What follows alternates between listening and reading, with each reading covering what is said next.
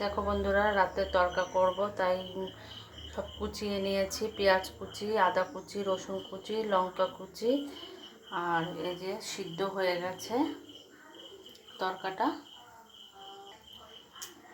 এই কড়াইটা ভাজার কড়াই, সেই জন্য এতে করে নিলাম। তেল ছিল, এখন এগুলো দিয়ে দিই।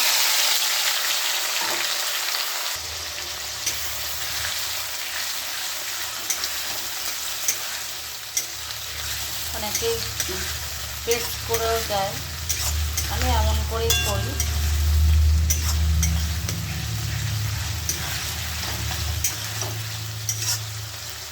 নুনগুলো দিয়ে দেবো। লঙ্কাটা একটু বেশি দিলাম, নাহলে তরকাতে লঙ্কা না দিলে ভালো লাগে না। টমেটো নেই, টমেটো নাহলে দিতাম।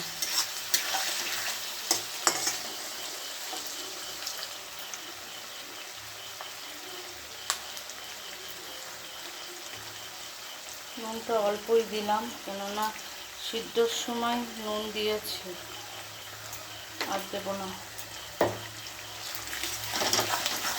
হলুদটা দেবো, ওটা হলুদ দিয়ে দিয়েছি।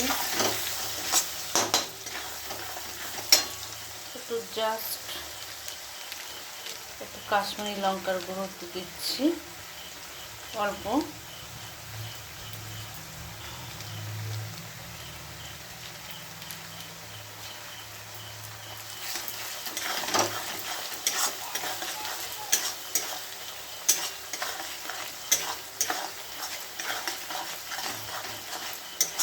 বেশিক্ষণ সময় লাগে না তড়কা করতে, তাড়াতাড়ি হয়ে যায়।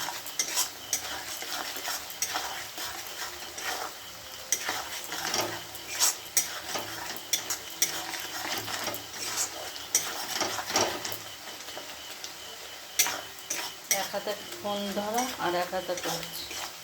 একটা স্ট্যান্ড কিনতেই হবে। স্ট্যান্ড একটা কিনেছিলাম, সেটা ভালো হলো না। অনলাইন থেকে এসেছিল স্ট্যান্ডটা।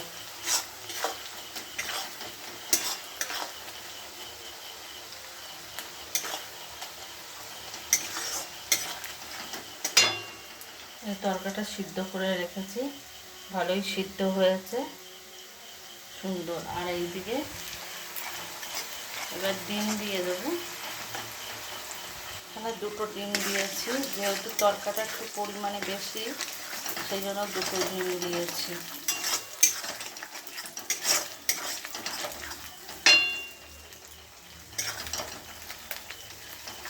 এবার তরকাটা দিয়ে দেবো, ডালগুলো দিয়ে দেবো।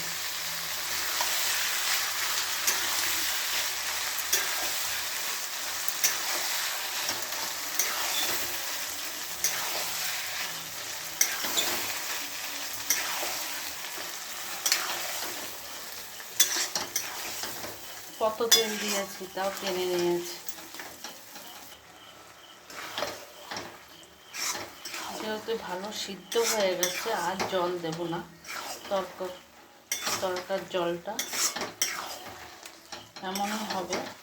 এবার তরকার পাতা দিয়ে দেব, আর মশলাটা দিয়ে দেবো। যে তরকার পাতাটা দিয়ে দিয়েছি, আর তরকার মশলাটাও দিয়ে দিয়েছি। হয়ে গেছে, রেডি।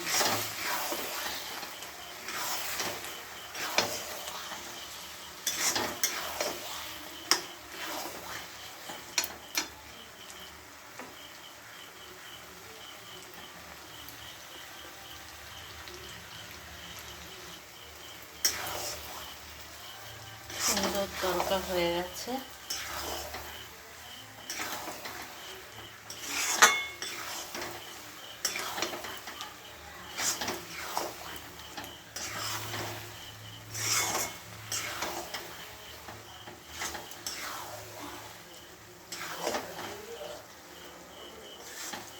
কালারটাও খুব সুন্দর হয়েছে।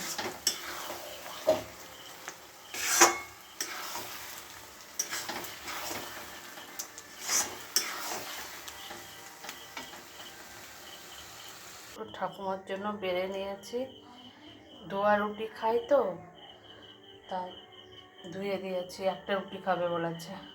আর এই যে তরকা আর রুটি হয়ে গেছে। এই পর্যন্তই থাকলো, সবাই ভালো থেকো। খুব সুন্দর হয়েছে তরকাটা।